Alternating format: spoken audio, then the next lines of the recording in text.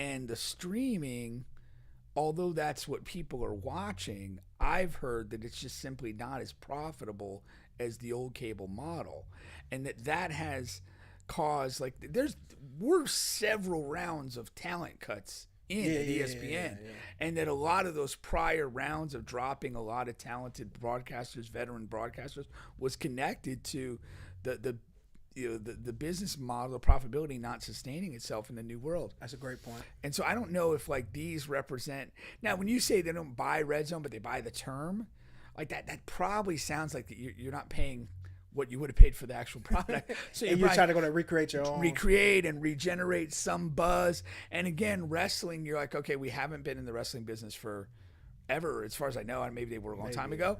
But okay, we're gonna buy a brand with a kind of an established audience and bring that into our fold, who may have been, maybe either not ESPN, consumers, or maybe mild consumers compared to what they commit to their following of wrestling.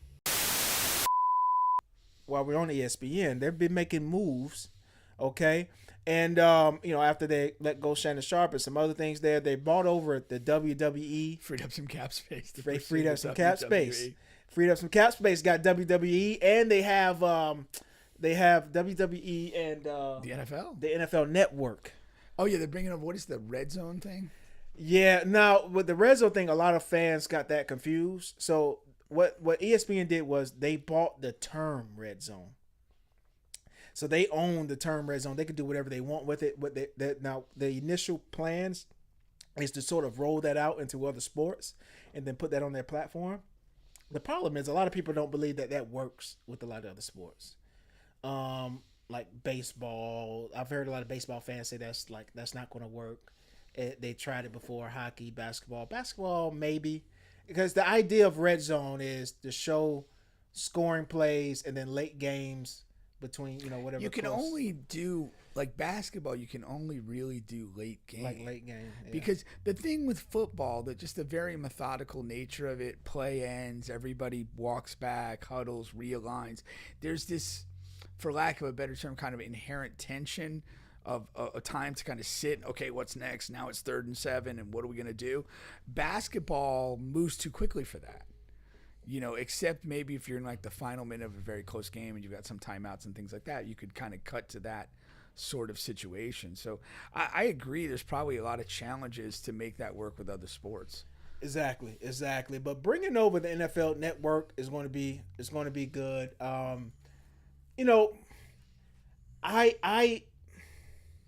The WWE is so colossal.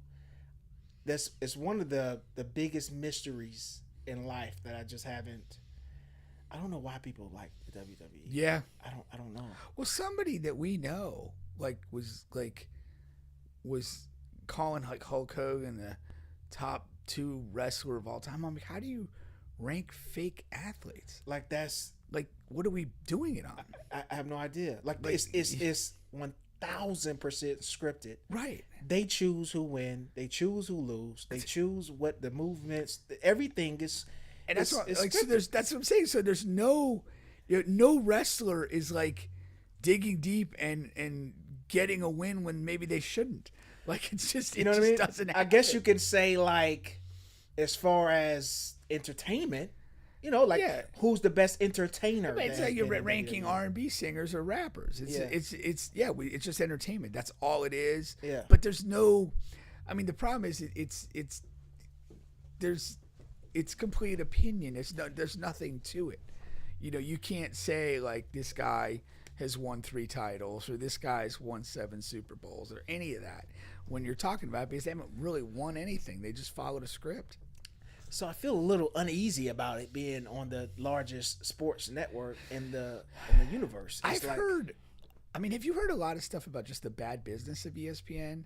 That they are struggling, that they've lost a lot with people cutting the cord. They've lost a lot of their traditional cable-based revenue, and the streaming, although that's what people are watching, I've heard that it's just simply not as profitable as the old cable model, and that has caused, like, we're several rounds of talent cuts in at ESPN.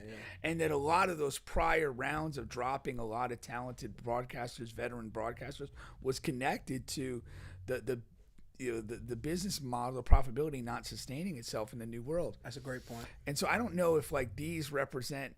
Now, when you say they don't buy Red Zone, but they buy the term, like that probably sounds like that you're not paying what you would have paid for the actual product. So you're trying to go to recreate your own. Recreate and regenerate some buzz. And again, wrestling, you're like, okay, we haven't been in the wrestling business for ever, as far as I know, and maybe they were a long time ago. But okay, we're gonna buy a brand with a kind of an established audience and bring that into our fold, who may have been, maybe either not ESPN, consumers, or maybe mild consumers compared to what they commit to their following of wrestling. Desperation. Absolutely. Yeah. I don't think there's any other way to read it. Yeah. And the thing that I read recently was they were kind of like, the Shannon Sharp thing was really, and perhaps the timing of it, and we were curious about that, was really as much a financial decision as it was. Well, they was a about issue. They were about to throw him a crazy amount. He was going to be like third in the hierarchy. Well, I think behind Pat and Stephen A. I think the scandal took the big contract off the board, but I think even bringing him back at a more reasonable still became a cost-cutting thing, because it's like we don't have the money to do this if we want to do these other deals. Yeah. And we're not going to get, the bang for the buck out of him. That's an interesting angle there. It really and seems it makes sense. A lot of people are talking about like it makes sense. ESPN's business has been struggling. Apparently Disney's hemorrhaging money too. Yeah. So that's why they got $20, turducken things over there at the park. I guess I've never been to Disney. You should get out there one time. And I guess I'm 30 minutes away. Or whatever, maybe 45. You ever been to Disney, Abson? Of course. Oh yeah. Do you take anything away? I know we talked about it on the phone, but Michelle Obama calling out Stephen A. Smith. I mean, anybody calling that clown out is good for me. I mean, what did she say? She said that he was that the ESPN is more like these housewife shows, the housewife shows that she loves to watch with the drama, and then you got Stephen A. Smith just yelling and screaming on the TV. That's very similar. To I have never liked Stephen A. Smith. He has always been a shtick over substance guy for me. I do have to admit that maybe about a year and a half ago, he had a run of a couple of opinions that I agreed with, and so whatever. But he is not a talent to me. He's never been a talent to me. He is a guy that appeals to ignorant, unwashed masses. And that's it. He's up. Bubba's gonna get some soap on the way home. But yeah, I just don't find, like, what does he ever say that's engaging? And then there's no doubt in the last several months that his whole kind of career plan has kind of gotten to this, I'm going to really create drama with individual people, the LeBron stuff and all that.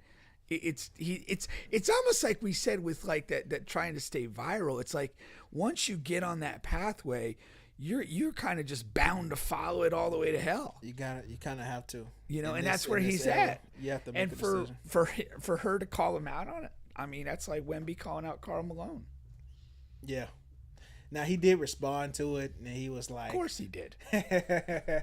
Now, he didn't do anything crazy or say anything crazy. He was just like, I appreciate you watching, because everybody watches. He did that he thing can't, there. because he can't, I mean, you really can't go at her. No.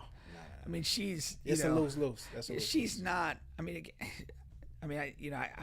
I barely think she said anything stupid her whole life. Yeah, and she wasn't wrong. Yeah. I mean, watching First Take is like watching a lot of the Real Housewives. I've been forced to watch, when you go over, and that's a joke. What's your favorite city? Come on, Bubba. But you're an Atlanta guy, right? You're not Orange County. I'm definitely not Orange County. You're not New Jersey. They got some weird ones too. I mean, like Salt Lake and all this. But anyway, because that is like now I watch First Take, and I appreciate Stephen A. for what he is. Like, he's not like one of the guys that I go to and watch all the time. He's sort of like he's like whatever you would think of like the best rapper in the game at the time. That's kind of what he is. Like, Like he's at that top spot. He just is, but it may be for a lot of the wrong reasons. So it just doesn't feel right. Like Yeah. and It's kind of like Vanilla Ice then. no. He's at the top for a bit for the wrong reasons. But he's a weird watch because I know what he's doing when he's doing it, and it's like, but if it gets you there, it gets you this whatever. What he got? Something crazy like 10 million or 100 million, whatever contract ESPN just gave him, like something outrageous. I just like I am intent on like being my own measure of things. Yeah. I'm not gonna measure a person's talent by the money they make or the contract they are, because I mean, there's so many people that I have no respect for in the society. Like if they're gonna flock to a Stephen A. or some other ass clown celebrity, or Kai Cenat, Speed, any of these jackasses, like I'm not measuring their quality by how many people they get or the money they make, because I don't agree with the substance. The substance is bad. There's no merit. There's no meat on the bone. It's bullshit. And if people are going to engage and entertain themselves with that, it's at their peril and their loss, not mine. Yeah. Now speaking of